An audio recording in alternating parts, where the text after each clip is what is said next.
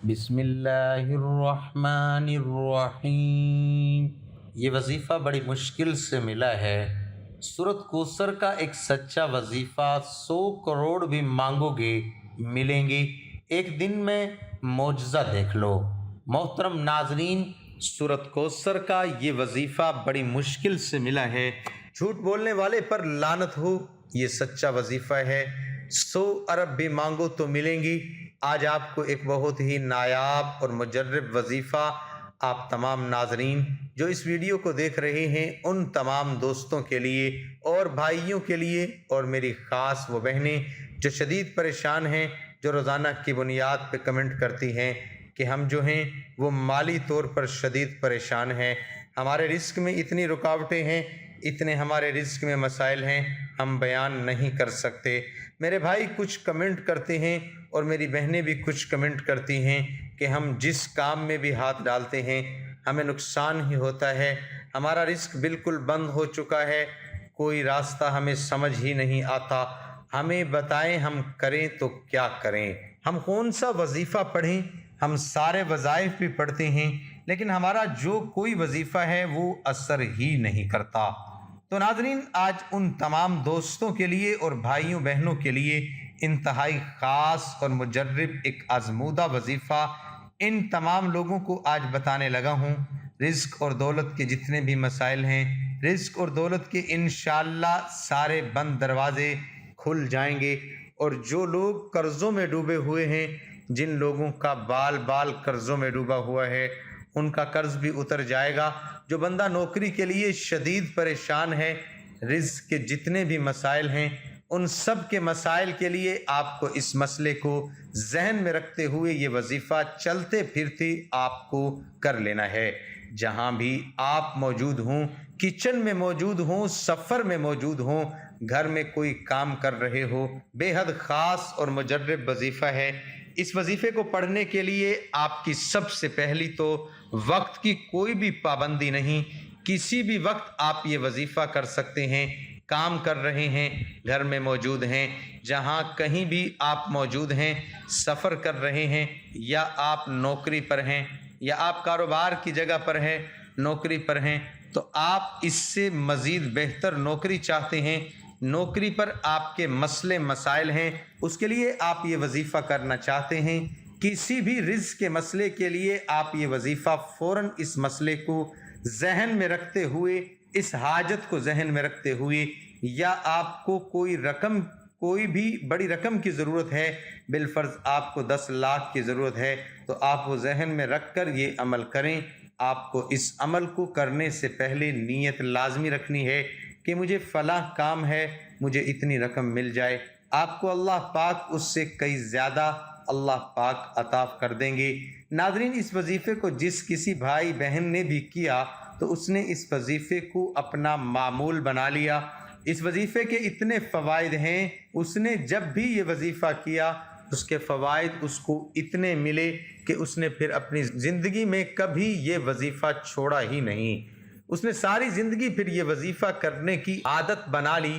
آپ لوگ جو ہیں وہ سب سے پہلے جب یہ وظیفہ کرنے لگیں تو کوشش کریں کہ باوضو ہو جائیں، اور باوضو ہو کر وضو کرنے کے بعد اگر آپ گھر میں موجود ہوں تو سکون سے ایک جگہ بیٹھ کر، یا کام پر بھی موجود ہیں تو ایک جگہ سکون سے بیٹھ کر آپ کو یہ عمل کرنا ہے۔ جلد بازی میں آپ لوگوں کو یہ عمل بالکل بھی نہیں کرنا، سکون سے آپ لوگ بیٹھ جائیں، اور سب سے پہلے آپ لوگ درود پاک پڑھ لیں 3 مرتبہ۔ کوئی سا بھی جو درود پاک آپ کو یاد ہو وہ آپ لوگ پڑھ لیں، 1 مرتبہ میرے ساتھ بھی پڑھ لیں تاکہ ثواب ہو سکے۔ اللہم صلی علی محمد وعلی آل محمد کما صلیت علی ابراہیم وعلی آل ابراہیم انک حمید مجید۔ اللہم بارک علی محمد وعلی آل محمد کما بارکت علی ابراہیم وعلی آل ابراہیم انک حمید مجید۔ درود پاک پڑھنے کے ساتھ ساتھ آپ اپنے ہاتھوں میں ایک تسبیح پکڑ لیں۔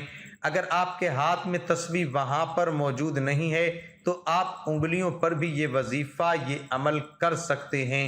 سب سے پہلے آپ کو یہ تسبیح پڑھنی ہے جو میں آپ کو بتاؤں گا۔ ربنا اغفر لی ولوالدی وللمؤمنین یوم یقوم الحساب۔ آپ لوگ اس کی ایک تسبیح آپ کو پڑھنی ہے۔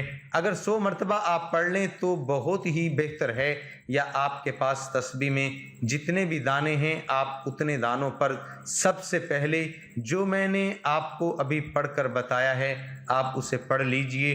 اگر آپ کے پاس تسبیح موجود نہیں ہے تو دونوں ہاتھوں پہ جتنا پڑھ سکتے ہیں ایک مرتبہ پورے ہاتھ پہ 15 مرتبہ پڑھ لیجئے اور دوسرے ہاتھ پہ 15 مرتبہ پڑھ لیجئے، اتنا کافی ہوگا۔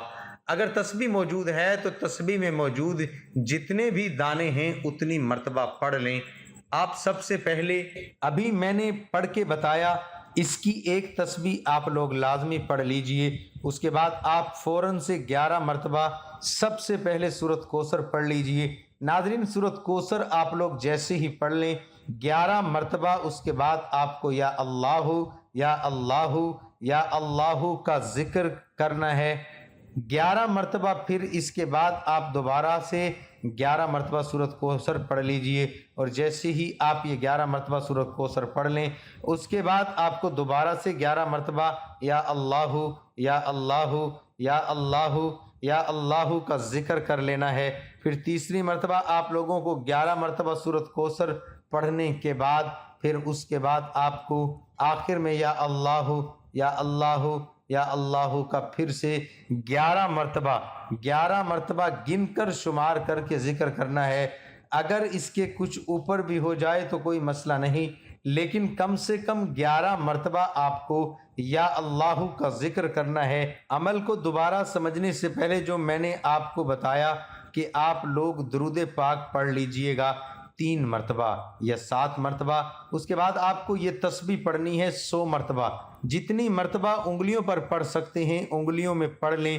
اس کے بعد 11 مرتبہ آپ کو سورۃ کوثر پڑھ لینی ہے، پھر 11 مرتبہ آپ کو یا اللہ کا ذکر کرنا ہے، پھر سورہ کوثر پڑھ لینی ہے 11 مرتبہ، یا اللہ کا ذکر کرنا ہے 11 مرتبہ، پھر اس کے بعد تیسری مرتبہ سورۃ کوثر پڑھ لینی ہے 11 مرتبہ، پھر یا اللہ کا ذکر کرنا ہے 11 مرتبہ۔ اس کے بعد آخر میں آپ لوگ درود پاک پڑھ لیں گے۔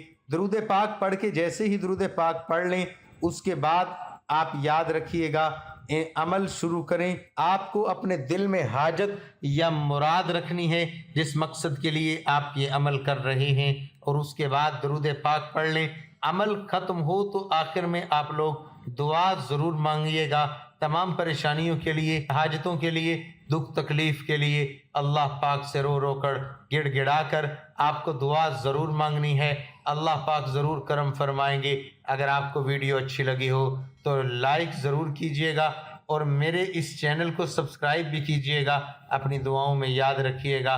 دعا ہے کہ اللہ تعالیٰ ان وظائف کی بدولت ہماری تمام مشکلات، پریشانیاں اور رزق کی تنگی کو دور فرمائے اور ہمارے لیے آسانیاں پیدا کرے، آمین۔ اللہ ہم سب کا حامی و ناصر ہو۔ ناظرین، اللہ تعالیٰ کے 99 ناموں میں سے کوئی ایک نام ضرور ٹائپ کریں۔